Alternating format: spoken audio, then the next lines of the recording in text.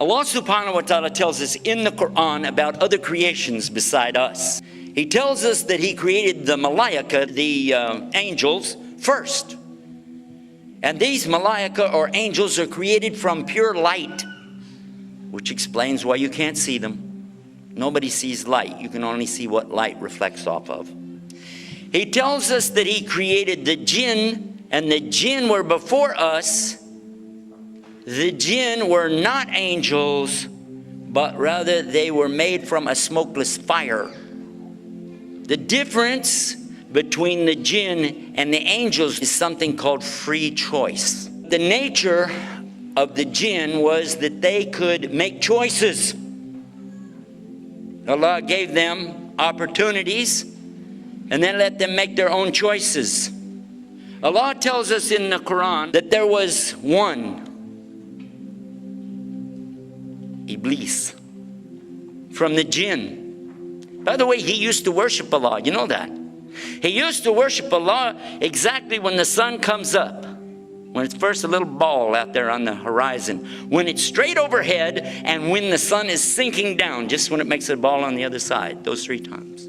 And that's the 3 forbidden times for us, isn't it? Yeah. But when Allah created the best of His creation, human beings, Adam,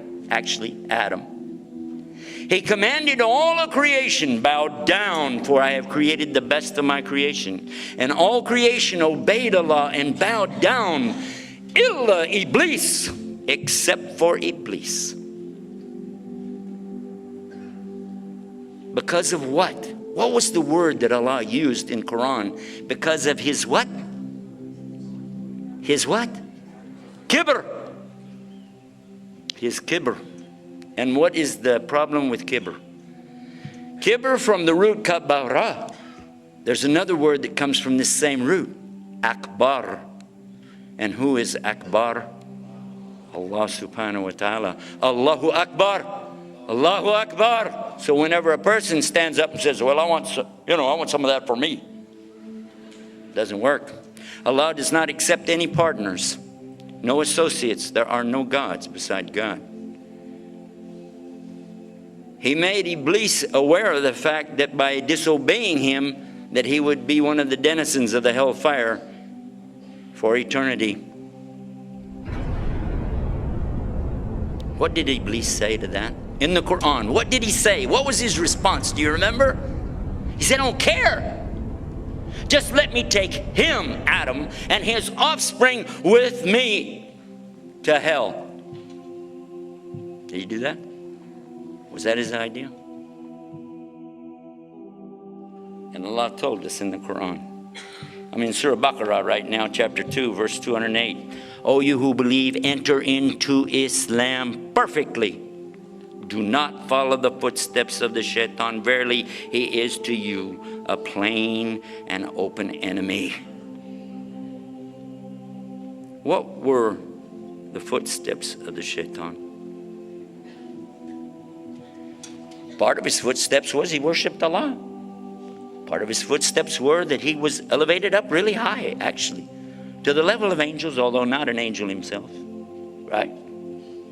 But the footsteps that we're talking about here is when somebody starts getting so proud.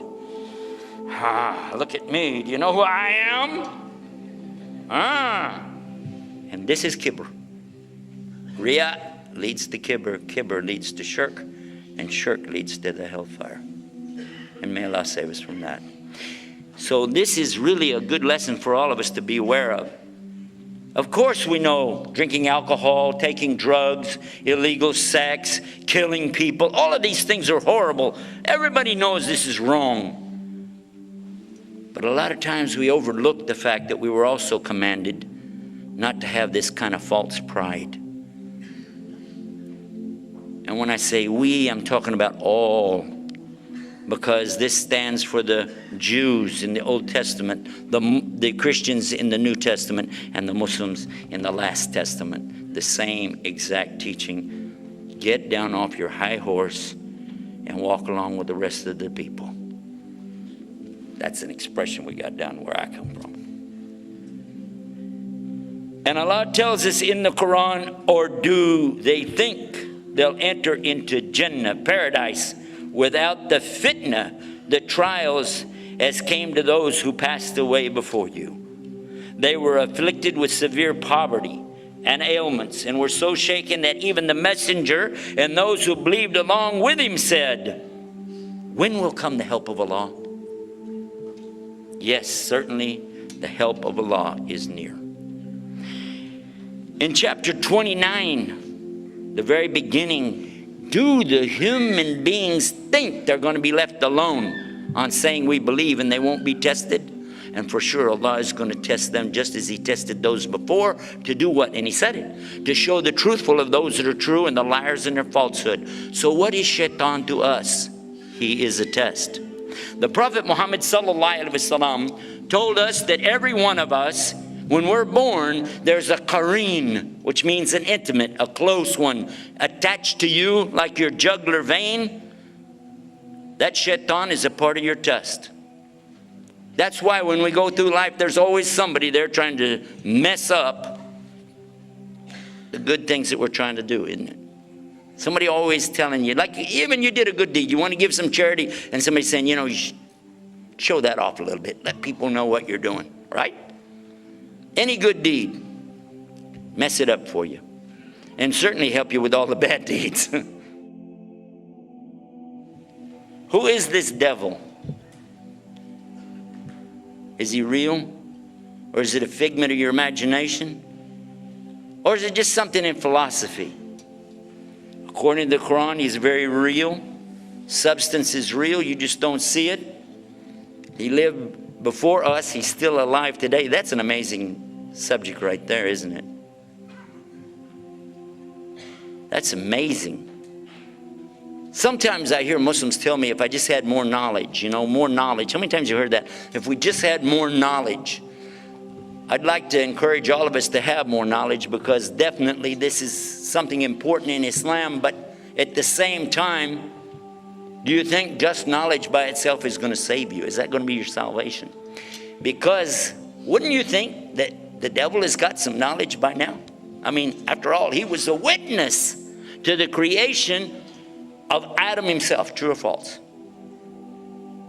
And he knows. I mean, he's been around. He's tried to mess up every single prophet. You heard Dr. David Milliken talking about Jesus being tempted by the devil. Right? Even the devil tried to bother Muhammad, and then finally Allah subhanahu wa ta'ala made his qareen submit. But even then the shaitan kept trying to bother him, didn't he? Try to bother all the Muslims.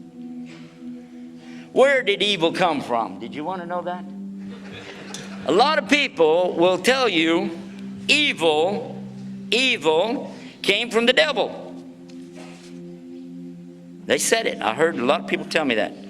Comes from the devil. But if it came from the devil, that means the devil has power. Does the devil have any power? If he does, that means Allah's got competition. If Allah has competition, then there's a power split out there somewhere, and that means shirk, and we don't believe in that. So according to us, nobody created evil except Allah. Allah created evil. How many think that's a mistake? Is that a mistake? Is that what I just said?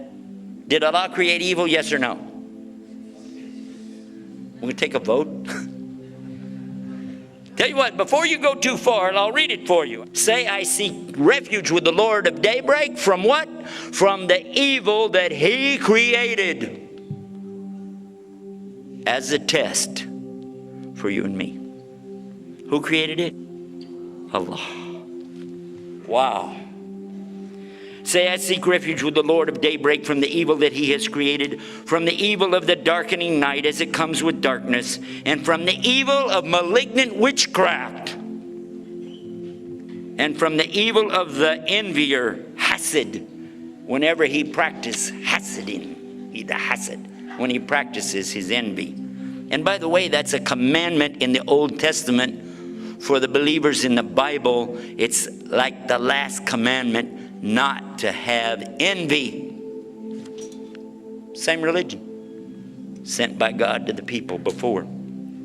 And then finally, the last surah of the Quran. Say, I seek refuge with the Lord of mankind, the King of mankind, the Ilah, the God of mankind, and from the evil of the whisperer, wiswas, who whispers evil into the hearts of mankind, who withdraws from whispering after he catches you with it, who whispers in the breasts of mankind, from the jinn and mankind.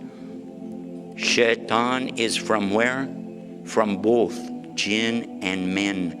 So there are devils that we don't see and some devils that we do see every day. And some of them we even voted for.